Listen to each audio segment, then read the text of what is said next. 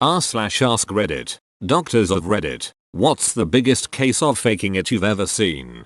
30-year-old woman came to the ED with such excruciating belly pain. Paralyzed. Oh god, it hurts when you press there. Must have oxycodone now. ED doc said if she can get out of the ED bed and do 20 jumping jacks, we can give her the oxy. She did 20 jumping jacks, then got kicked out of the ED. Doctor should get a side gig as a personal trainer. Haha, just some personal trainer tempting all their clients with drugs and then taking it away at the last second. It. Letter.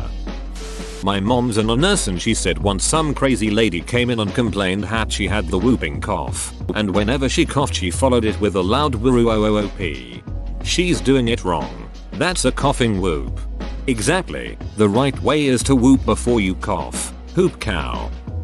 My cousin got glasses. Her 7-year-old little sister also wanted glasses because she thought it was so cool to wear them. So she started telling her teachers she couldn't read what was on the chalkboard, and she'd squint at home and go incredibly close to the TV to watch things because she said she couldn't see things clearly. Her parents got worried and took her to the doctor. She read everything wrong on the vision test. Everyone seemed convinced that she needed glasses, but the doctor was a little concerned because the tests indicated she needed really thick glasses, and usually that wasn't the case unless there was a family history of vision issues. Her parents both had 20/20 vision and her sister only had astigmatism. They all realized she was faking it, so the doctor told her parents in front of her that she'd need some pretty intense eye surgery so she'd be able to see without glasses. They even wheeled in a machine to make it convincing to say they could do the surgery right then and there. She freaked out, confessed to faking it all and started to cry. She got grounded for a while.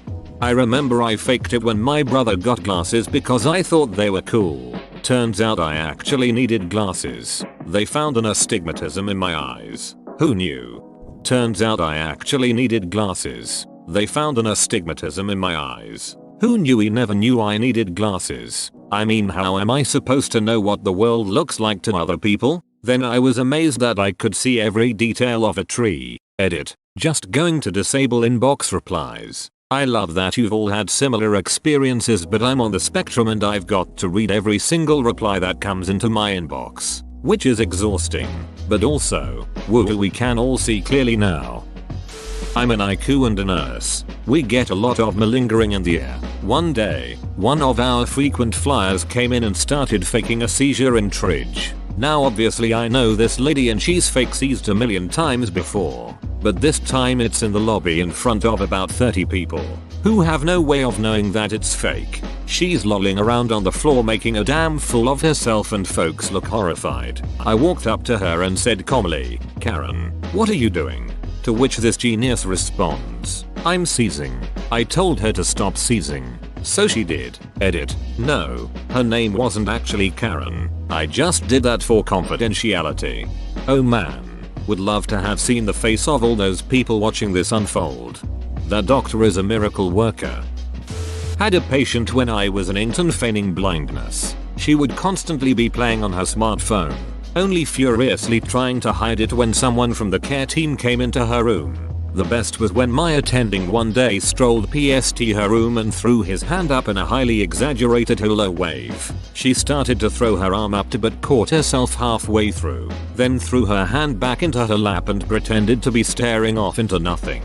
A friend of mine likes to stick out her hand for a handshake when people come in feigning blindness. Nearly all of them instinctively meet her handshake. It's great to watch. Edit. I am very much aware of the different types of visual deficits. Thanks for your concern. How often does that happen? What is the patient trying to achieve? When I was a kid I learned I could fake sick and get out of school. So 1-2 days a week I would get a migraine and hold my head and complain and I would get to go home. Eventually my parents took me to a neurologist who said maybe you just don't let him eat chocolate and sugar. I admitted to faking and was grounded for a long time. I grew up the opposite way. I would get 3-4 migraines a week, but everyone thought I was faking it because most days I seemed fine, just because I was learning how to deal with them and try to act normal. It wasn't until 8 years after they started that I went to a neurologist who said I have chronic migraines, which I dealt with unmedicated for 16 years. Now I'm on medication. I feel like my childhood was wasted. Edit. I've replied to a lot of you nice people, but I'm on mobile and it will only load like 200 replies and I can't view any more to reply on. But I like reading your responses. Much love to you all. I also get regular migraines, but the doctor said I was too young. I was like 7 or 8 the first time I got one, and it wasn't until I was a teenager that anyone believed me. Medication doesn't work, but at least I know they're real. Editing to add, I've been on multiple medications, diets, health plans over the last 15 years. Medical cannabis isn't legal in my state, and my youthful indulgences were less than positive. Turns out I'm someone who gets real sad when she's high. Everyone else would be so chill and I'd sob for hours. The closest thing to a pattern that can be discerned is changing weather or barometric air pressure related, though migraines also happen at other times. So the doctor suggested moving somewhere with a mild, stable climate, like San Diego or Honolulu, which is not really feasible for me right now, and I react badly to the tryptophan family of medicine, which is often prescribed for migraines. I've taken 2, and both times I have severe side effects of throat and muscle tightness that made it difficult to breathe. The second time, the doctor just said I shouldn't ever take triptans again. Woman shrugging. Ophthalmology technician. People pretend to be blind all the time. Go to check their eye pressure with a Tonopin, a device you poke them directly into the eye with, and they go, what the duck is that thing? I have a sort of opposite angle story for this one. A friend of mine is completely blind, as in, eyes removed as a toddler blind. She had a rare cancer. She's worn glass eyes her whole life to keep the sockets from sinking in, as well as to limit the jarring appearance. Well, she had a new doctor she was seeing, so to speak, to get fitted for new glass eyes. I think that was why, when the tech brought her in, they told her they had to examine her eyes, and asked her to read the vision test chart. She kept trying to explain she is blind, and they were stuck on examining her. Whoa, your pupils aren't responding. No shit. She finally got so frustrated, she popped one glass eye out and said, here, now you can check it out all you want. She apparently always would pull that gag on folks doubting her and or teasing her. She's awesome that way. Edit. Whoa. Stepped away for some dinner and came back to find this comment about my badass friend getting a flood of upvotes. She will love that. A few details. I don't know much more about this story as she was telling a series of oh my god are you serious encounters she's had during her life. And this was my favorite. Open bracket. Second favorite is probably the cop who showed up unexpectedly at her house. Turns out the call was for next door, and insisted she had to be high as hell because her pupils were dilated in bright light. Yes, this was definitely a tech and not the doctor. And yes, her glass eyes are amazingly realistic and I had no idea at first. She also endures regular bullshit for her guide dog, S. She's on her 3rd or 4th I think now. A very large and sweet German shepherd I want to pet so bad but can't just yet. He's too friendly with strangers. That's great normally, but she doesn't want to be yanked across the room sidewalk street because he wants to be your new best friend. She got serious flack at an airport. One to say was Denver. Way back pre 9/11 because at the time they were insisting the dog couldn't go on the plane with her. That made her miss her flight. Ugh. She has sworn never, ever to go through that airport again. And now people with pseudo support dogs really piss me off because their little untrained Perth riding puffballs lose their shit barking and launching at a 100-pound shepherd that spent years getting certified. Edit 2. Thank you for the silver. Did they do it not believe her about her eyes? That's so crazy, but I guess I hear of medical people not believing people all the time or missing something on a chart. The obvious shit like unexplainable pain needing pain meds is sorta reasonable to sometimes have a little doubt, but to just automatically not believe people seems so strange to me. Edit. I'm guessing from some responses I've gotten it's more of a mistake or not reading a chart more than disbelief. Also reworded my comment a little.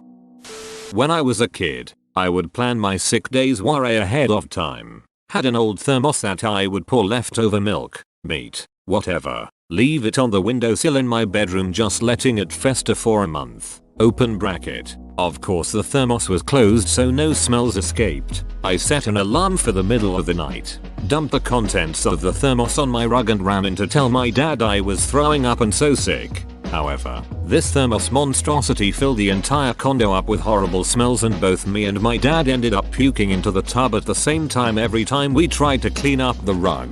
He had to take the day off work too. Needless to say, I never pulled that again. I was worried you were going to drink it in order to make yourself sick. Thank goodness that is not what happened. I'm not that big of a monster, just a normal gremlin. Years ago I had a patient who had been rear-ended in an auto accident a few weeks before I saw her. She had a history of lupus. She was decked out in the usual I'm crippled paraphernalia: crutches, neck brace, elbow braces, wrist braces, knee braces, and could barely walk. I saw her a couple of times and she showed no improvement. One Saturday I was on call but had to take a back streets route to the hospital because of an event taking place on the main thoroughfare. I apparently drove through her neighborhood because, wonders behold, there she was wearing old lady spandex power walking down the sidewalk, holding weights in both hands. I did not call out to her. Next week, she was back in clinic with her I'm crippled get up on again.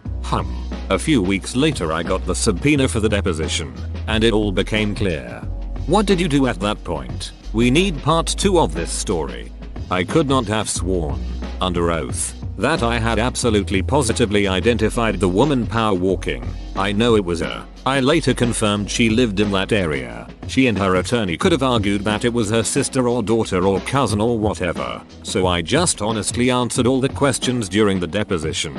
Many I could not answer because I did not see her immediately after the accident. I could, however, honestly say that I thought she had a good prognosis and was likely to recover fully. BTW, it is not unusual for patients seeking compensation through some legal process to exaggerate the degree of their injuries. Everybody involved in the process understands this. It is however incumbent upon the patient to maintain their act in a believable fashion.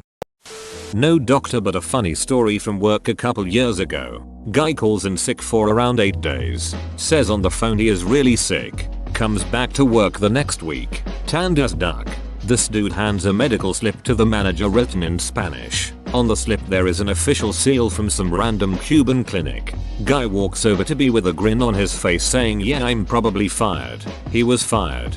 Supervisor at a place I used to work called out sick. Came in the next day with a tan line right across the middle of his forehead from golfing in the sun all day. No one said a damn word. I told them I had to leave town because I had family members coming in last minute. I got written up. I should have taken up golfing. I've had a boss let people he golfed with come in late because they made the tee time reserve months ago, but write up my mate because his kid missed the bus. Moral of the story is I agree you definitely should take up golfing. Not a doctor but a nurse once had a patient having a seizure. The other a nurse and I knew she was faking it. He said as much. She suddenly stopped seizing. Miraculously. Looked straight at him and yelled, "Shut up, fat boy." He and I laughed so hard. The other nurse, was referred to as such, fat boy, for few months after that. At least she wasn't having a seizure. Edit. Spelling and clarification. Calmer tits seizure girl. Reduce the calamity that is thy memories. My mom was an emergency room nurse. Years ago they brought a prisoner from the local pen in who seemed to be unconscious. The guards were suspicious that he was faking it. They checked his vitals and everything seemed to be okay. The attending doctor tried poking him in the foot with something pointy. Nothing. Then he got an idea. They took a rubber hose and inserted it in the back of his throat as if they were intubating him. That did the trick. He sat up very quickly, coughing and gagging. Edit. Yes. Sternum rub. Got it.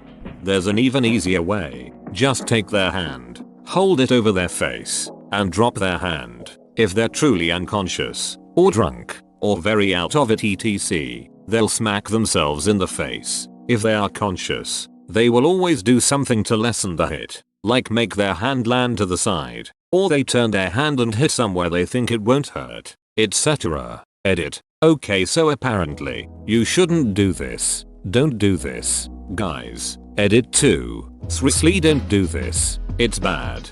Works, but some other redditors have mentioned that you can give them a black eye if you do this too carelessly and they're actually unconscious. Sorta along the same idea.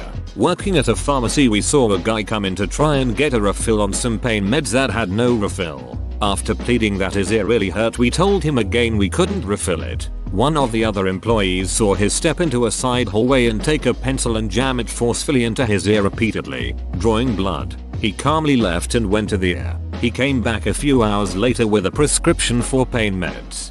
It amazes me that people will risk permanent deafness for a fix. Edit. Yes, I get it. I've never been addicted to drugs. Stop bringing it up. You're like an broken record. My brother was an EMT for 2 years and he told me this. People will try to use the ambulance as a means for transportation from Fulton to Oswego, because the hospital is in Oswego, by faking seizures. Sometimes when the head EMT guy was feeling fun and knew that the person was faking, he'd say something like, "Man, it's weird that he's having seizures but not peeing himself." Apparently the person would kind of snap out of it for a second, weigh up the repercussions, then either pee themselves or stop faking. I thought that was hilarious. We had a family calling for a Medicab, a cab paid for by income-based insurance, from somewhere out in the sticks to our in a college town. Every few weeks or so, the mom would be seen for some ailment or the other, and the rest of the family would go to Walmart, go to the mall, do all their in-town errands. She was basically faking an emergency illness every few weeks so they wouldn't have to pay for a cab to get their shopping done. How in the hell is doing that worth the ambulance bills? That must be the most expensive mode of transportation you could possibly choose. I rode in one for less than 7 minutes and I received a bill in the mail over $1,000 a few weeks later. 4th year medical student on my rotation and a trauma came in from a woman that they had been arrested. During the drive the patient banged her head 4 times against the window of the police car and then went unresponsive. She came to us with a bruise over her forehead and unresponsive. We all smelled BS, but the patient was a great actor. Didn't even flinch during the digital rectal exam, which is standard for all patients that come in through the trauma bay, though some of the nurses said that they caught her peeking at us when we'd leave the room. We ended up getting a CT scan, which was normal, and was even considering intubating her to secure her airway when our attending finally walked over to her, opened her eyelids and held them open while telling her to wake up. Finally she started fighting to close her eyes and the jig was up. The doctor called her out and she proceeded to start screaming at us. She was much more pleasant when she was pretending to have a brain injury. Why is the digital rectal exam standard for all trauma patients? Assessing for rectal tone can give insight into spinal cord neurological injuries. Presence of blood in the rectum could indicate GI pelvic trauma. Truthfully, recent studies have debated its usefulness and reliability, especially given the potential for making a traumatic situation more traumatic for a patient. But my institution still does it. I'm not a doctor but a nurse. There was a geriatric patient taking advantage of the call bell. Because she was an attention seeker, she always needed really basic things to get done for her because she thought the place was a hotel. It was a rehabilitation ward, and we should try to motivate patients to do as much for themselves as possible. She would ring the bell for reasons like please lift the blanket up for me or please pass me my phone or please feed me and claimed that her hands didn't work. I caught her several times lifting herself off the bed with her hands, grabbing her phone when it rang. You get the gist. After days of saying no and that she needs to start doing things for herself, she grew more and more frustrated. Eventually she snapped, grabbed me by my collar, shook me aggressively and yelled, "What don't you understand about the fact that my hands don't work?" I didn't know what to tell her. I just looked at her and blinked as she slowly released her death grip off me. I guess I healed her hands. Praise the Lord. 1 upvote equals 1 prayer for an old lady's arthritis. More like arthritis. Grabbed me by my collar and shook me aggressively and yelled, "What don't you understand about the fact that my hands don't work?" This is comedy gold. Whoa, you made it to the end? You're a ducking beast. I'll cut you a deal. Smash like and subscribe for more curated content, bruh. It's free and that's a great price.